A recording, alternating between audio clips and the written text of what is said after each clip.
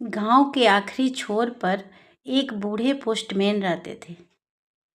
बेचारे ने 40 साल से सबकी चिट्ठियां पहुंचाने का काम कर रहे थे। राधे राधे दोस्तों, हमारे चैनल पर आप सबका स्वागत है। बूढ़े हो गए थे और 40 साल से उन्होंने चिट्ठी पहुंचाने का काम कर रहे थे। एक चिट्ठी उनके थैले में रह जाती थी जो कभी किसी को देते नहीं थे, उनके थैले में ही रह जाती थी। संडे आता और संडे को भी वो थैला में एक चिट्ठी रहता था। बाकी चिट्ठियां उन्होंने सबको बांट देनी थी, सबको बांट देते थे।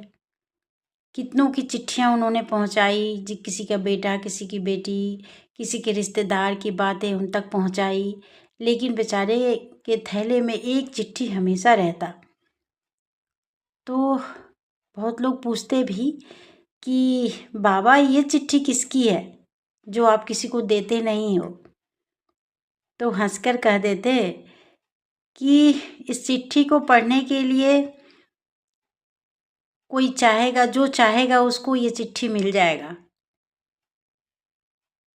तो एक दिन एक लड़की को मन में ये लगा कि चिट्ठी में क्या लिखा है, तो उसने अपने बूढ़े पोस्टमैन बाबा के पास आकर कहा कि बाबा मैं ये चिट्ठी पढ़ना चाहती हूँ। तो बहुत भावुक होकर उस चिट्ठी को उस लड़की को दे दिए। लड़की ने चिट्ठी खोला, उसमें लिखा था, मैंने पूरी जिंदगी दूसरों की बातें पहुंचाई, पर मेरी बात किसी ने नहीं सुनी न समझी। अगर तुम ये पढ़ रहे हो तो वो शायद तुम वो हो जो सुन सकता है। मीरा ने, लड़की का नाम मीरा था, मीरा ने वो चिट्ठी को मोड़ा और मोड़ के बूढ़े पोस्टमैन बाबा को हाथ पकड़ा और उनसे कहा कि बाबा अब से मैं आपकी बातें सुनूंगी। बूढ़े बाबा बहुत भावुक हो गए थे।